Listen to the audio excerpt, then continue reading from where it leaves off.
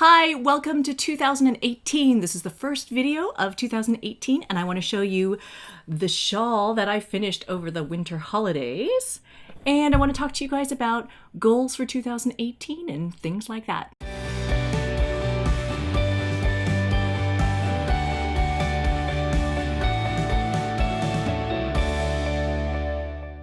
Hi everybody, my name is Felicia Lowe from SweetGeorgia Yarns and I want to welcome you guys here to this vlog, to this channel. If this is the first time that you're joining us, welcome, thanks for being here. And if you've been watching for a while, thank you for coming back and watching more of these videos. I have been off for a couple of weeks now. It's been a couple of weeks since I published the last episode of this vlog. And I wanted to let you know why. I was lamenting sort of at the beginning of December about how I only had 6 work days available, like 6 full sit down at the computer kind of work days in December to get through a whole bunch of things that I wanted to get done before Christmas holidays. And then I got sick. So I caught some crazy cold and it just knocked me out flat on my back for about 2.5 weeks, right? Like around Christmas time. So it was quite brutal. It pretty much decimated all of the work days that I had to actually get things done. And at the same time, we had previously signed up our 4-year-old son for ski lessons for the first time. And so we had a couple of ski lessons, actually 4 ski lessons that we had to go up to the mountain to do, and had to do that and was sick and was just feeling quite miserable, but we still went, and there were some beautiful bluebird days up on the mountain and my son actually liked it. So Russell liked it. It was fun and he wants to go back some more. That was all great and fun. It was just really hard being sick through all of that. And what else did we do over the winter holidays? So my husband had a week off from work in between Christmas and New Year's, but we saw, lots of family, lots of friends and things like that. And on the one full day that he had off from work and I was kind of sick and not working, we spent 10 hours painting our living room and dining room. So this seems like a kind of silly thing to do during the holidays, but we've been waiting 4.5 years to finally pick and decide on a color to actually paint these 2 rooms. And so finally we did that. Feels great, feels much lighter, much brighter. It's amazing. I say this all the time. It's amazing like how color can affect you. But previously the color that was in our house was this mustardy, dingy yellow color. And every time I walked into the room, I'd feel kind of like, it felt dark and it felt closed off. And I think that the original owners might have chosen that color because it's warm and it blends with wood tones and it's meant to be cozy and warm feeling. But I just found it kind of oppressively depressing. But it was paralyzing trying to decide what color to paint these 2 rooms because you spend so much time in these rooms. And so it took 4.5 years to finally decide which colors to paint. Finally, we did it. That's great. And it's done. The other thing that we have been working on is a lot of cleaning. There was a lot of cleaning and tidying and purging and all that kind of stuff that happens at the end of the year. And part of this is because after we go to TNNA in 2 weeks from now, at the end of TNNA, Tabitha, who's our design director, rather than flying home from Vegas to Tennessee, she's going to fly from Vegas back to Vancouver with us. And so it'll be her first chance to come and visit the studio. She's been working with us for almost 3 years now and never had an opportunity to come visit the studio. So she's going to do that this January and she's going to live at my house. So we had to sort of tidy up everything and get the whole room, which is supposed to be Nina's room, get that all tidied up and sorted. It was kind of a storage room until about 2 days ago. And so we've completely cleaned out that house, cleaned out that room and washed the carpets, clean everything, getting a bed in there, getting everything set. And it's going to be ready for when Tabitha comes to visit in a couple of weeks. So that's been on the plate. So in the background of all of this, I've been sort of grinding away at redoing our website and making changes there. And hopefully these are all changes that are going to be very useful to people, especially for knitters and crocheters and people who need to find content relatively quickly. I'm hoping that this will be a good update. So probably in the next week or so, we'll be sort of launching this new website. And yeah, I'm really looking forward to sharing it with you. I just wanted up. I just don't want to wait anymore, but I've been working on it, and I've got Leah working on it, I've got Teresa working on it, I've got Tabitha writing content for it. It's just lots of things are happening. And so with all of this stuff that's been going on, it's been very, very difficult to get any the creative fibery things happening. So I know that I had wanted to work on weaving a blanket, and I wanted to set up my dummy warp on the loom and all these kinds of things, and it's just been impossible to come up here to the attic and sit at the loom and make anything. I got so far as winding a couple of mohair warps that are going to go together for this blanket. You can see the warps here. They look like small fuzzy animals. Yes, lots and lots of mohair. So yeah, eventually these will go together in some way, shape or form onto the loom and become some kind of giant blanket. That's the plan.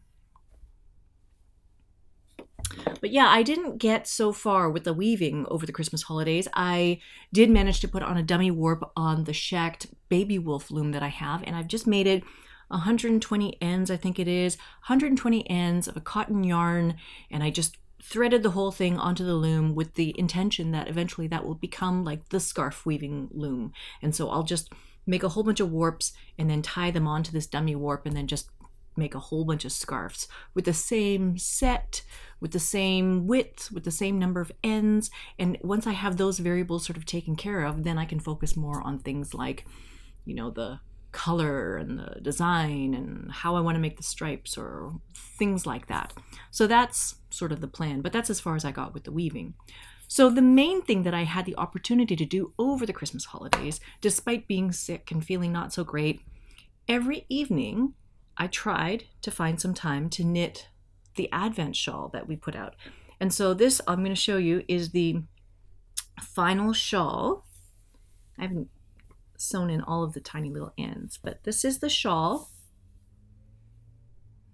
in its entirety. And so yeah, I bound this off maybe 2 or 3 days ago. I was behind everybody. I think I finished on the 10th or something like that. And there was a lot of chatter on the forums about people either running out of yarn or people having too much yarn or all these kinds of things. And I found that I was usually about half a row short of yarn every day for each one of these colors, these mini skein colors. And so that was fine because I kind of just had faith that it was all going to kind of work out. And even if it didn't work out, that I would find some way to add more yarn and it would all be okay. So I was like half a row short, and then all of a sudden, when I came down to this section, this purple to seedling section, all of a sudden I had like extra yarn left over. And so when I got to the second to last couple of rows, it was garter stitch down here. I thought, well, I have extra yarn left, so I'll do an extra row or two. So I did an extra 2 rows of garter stitch. And then when I tried to bind off, I lost at Yarn Chicken, and I ended up with 6 or 7 stitches that couldn't be bound off because I didn't have enough yarn. So what I had to do was rip back a little bit and then take another thing of yarn. It's lucky that I have all this yarn at home. But I have, this one is Deep Cove. It just happens to be lying around the house. I think I made something with it. And so I just tacked this on and then just cast off the last 5 or 6 stitches. And you cannot tell, I don't think you can tell the difference there. This has to be woven in still. But yeah, it's all done. So if I had just listened to Tabitha's instructions and not done the extra 2 rows, I would have been perfectly fine with the amount of yarn that had been used. But basically I used up every single millimeter of the yarn that was in that kit, and I feel wonderful doing that. It was a fun project, and it was just 25 yards a day. Some days I didn't get to knit at all, and so I would wind, a couple of balls. I'd have like 2 or 3 days worth of mini skeins in my project bag, and I would just work through that stash and then go and wind 3 more balls and then knit through that stash. It was a very satisfying reminder that just knitting a little bit every day can get you to the end of a finished project. I don't finish that many projects, which is why I'm so excited that I finally finished. So that's that. So since the Advent shawl is done, my next project is I have to complete the Cederberg shawl, which was our mystery knit-along shawl that I'd started working on in the summertime, in the fall, I can't remember. But I have to have this finished before the end of January when Tabitha comes to visit Vancouver, because she is the designer of the pattern. And we decided as a group at SweetGeorgia that we were all going to take a giant group photo with all of our Cederberg shawls together. So I am this far along. This is hopefully not a spoiler because it's already all over our website. So there are 4 big sections of lace to finish off this shawl. So I finished the first one, I'm on the second one, and then I'll do a third one, and then the fourth one is a big long section of lace, and then I'll be done. So I have a couple more weeks, but I feel like if I focus and just knit exclusively on this project, I should be able to get it done in time for the big photo shoot. Yes. So I have been working on this every evening, and I switched over from the Addi sock rockets that I was using, and I switched over to the Chiagu interchangeable needles that I started using a couple of weeks ago, and I love them. So I found that the feeling with the Addi sock rockets was that even though it was fast and it was slick, there was something about it that felt somewhat, not sticky, but like doughy. It felt like knitting with a plush stuffed animal or something. It just felt something was mushy about it.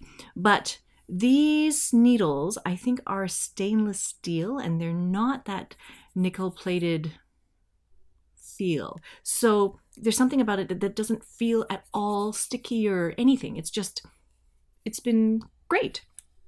But speaking of needles, a couple of weeks ago, Anina and Lindsay from the yarn shop Urban Yarns in Vancouver, they gave me a Christmas present, and they gave me this beautiful set of Likey interchangeable needles. So these needles are lovely.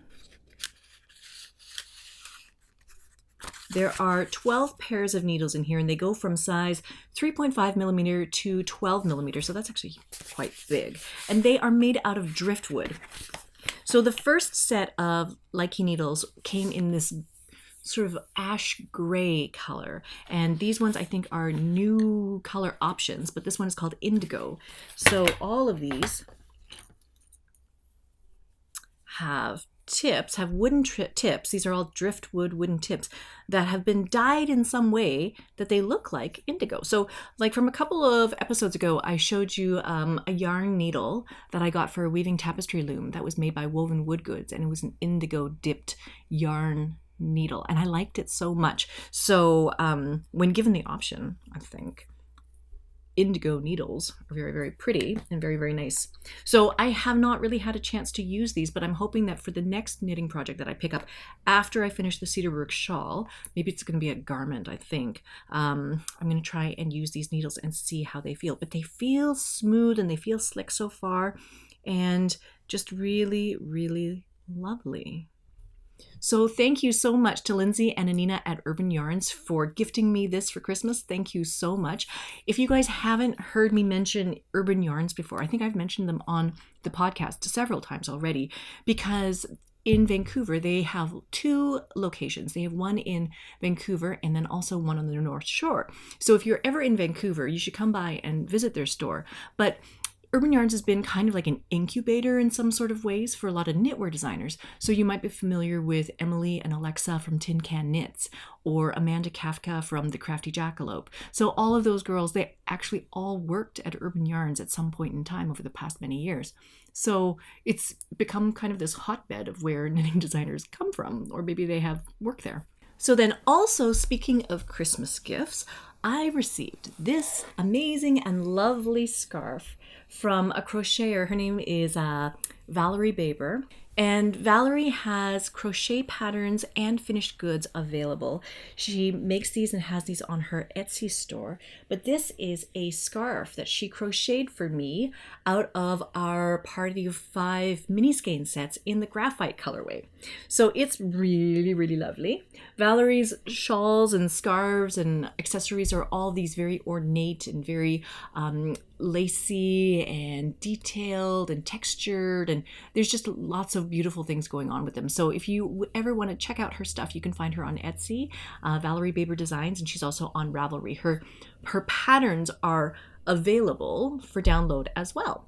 So that's really fun. Our house is a Raiders household, so everything has some form of silver and black. So this is actually the perfect color combination for being at my house. So finally, I want to talk to you guys about 2018. What's the plan? What's the goal? What's the focus? I don't know. Do you guys have goals that you set for every year? I know that I have always been a very conscientious goal setter. I like setting goals. I like writing down the plan. I like making the strategy.